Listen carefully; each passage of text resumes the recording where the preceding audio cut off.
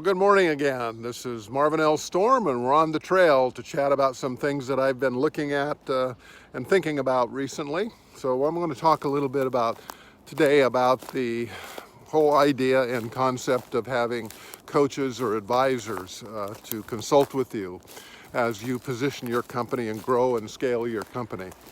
One of the things that I'm a big sports fan, and I watch a lot of football, probably too much, and I guess my commitment this year is I'm going to kind of scale back on that because sometimes I get obsessive on that.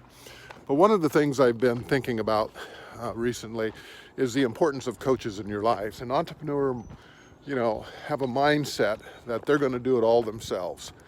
They're going to try to figure it out and not really rely on others because they're independent. They can get this done themselves. I think that's a huge mistake. Recently I was chatting with some folks that have a really great concept and they're growing their company, and it's 3 founders. They've had their ups and downs over the years, but they've kind of got it dialed in right now. And they were thinking a little bit about what they're going to do as far as putting together an advisory team and perhaps a formal board of directors. And so they reached out to me. I've known them for a number of years, and they've reached out to me, and we were talking about getting coaching and putting together a board of advisors or perhaps a formal board. And after probably a couple-hour discussion over a period of a week or two, we set a follow-up time to get back together. And they really looked at what they were thinking of doing, and they really concluded that it was really too early. And I could tell, because I know these folks, is that one of the reasons that they were considering that is because if you put together a board or an advisory group, you're going to have to pay them. People, unless you get mentors that you know personally, if you take up a lot of their time, these people's time is valuable. And so one of the things that they decided to do is that was going to cost them money to have someone on a formal board. And so they decided that they would just forego that. They'd also probably have to give up equity to get someone on the board, some advisory shares they'd have to give up or something of that nature. And they decided, that they really didn't want to do that. I could tell in reading between the lines and their body language that was really what they were thinking of, and that they said that we'll do this a year or two down the road.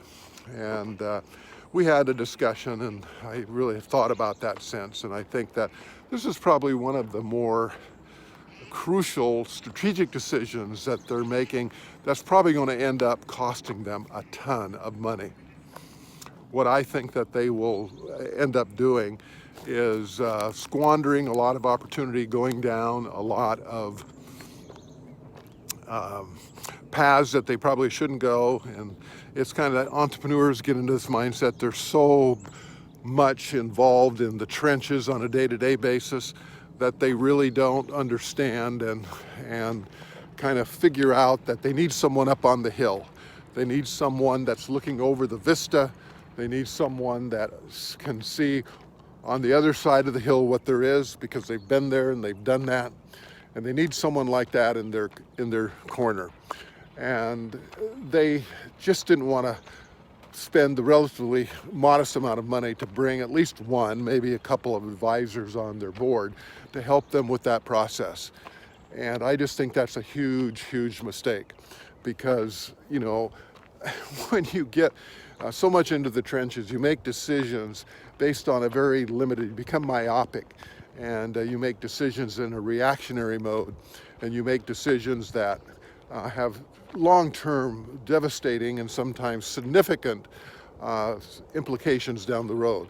And early in a company, you make a decision to go right instead of left, and those decisions end up costing you just so much time and money. And as we look at that type of decision, I really felt that the decision that they made was short-sighted. I think it's going to end up costing them a lot of money, but this is their company, and they will make the decisions how they believe that would be best for them, at that time. So what I want you to think about as you are looking at growing your company and thinking about a strategic exit at some point down the road, whether it's 2 years, 5 years, or whatever your exit window is, what I want you to think about is the value of an advisor or a coach to help you with that process. Whether it's a formal board of directors or someone you bring in that's just an advisor that you pay in a coaching-like environment, whatever that situation is, I think you need to seriously consider it, because so often when you're growing a company and thinking about exiting it, you really haven't been down that road before. You really haven't been able to understand the implications of decisions that you make today. You don't understand the value of someone that's been down that road before. And you need to surround yourselves with kind of your advisory team. And that may include an M&A advisor, it may include a transaction attorney, a wealth manager, financing people. You need to really have that type of, team in your corner to give you advice and input. And that will pay off double, triple, quadruple, maybe even a 10x type of multiplication when you're looking at making those strategic decisions early in your career. On my podcast, Business Exit Stories, there are dozens. There are just tons of stories about how people have 10x their business, because of some of the early decisions they made in positioning their company for an exit down the road. So that's kind of the big takeaway of what I want you to think about here today, is that as you consider your company and what you're doing and how you're scaling it, and you're down in the trenches and you have your nose to the grindstone, you really need to have those around you that are up on the hill, whether it's a formal board or just advisors that are giving you input. And if you're able to do that, you'll make much better decisions now and in the future. And so that's my big takeaway, is don't underestimate the value of a coach or an advisor in your business. So this is Marvin L. Storm, kind of wrapping it up for the day with a big takeaway. Get your advisors in line, and I'll see you on the next episode.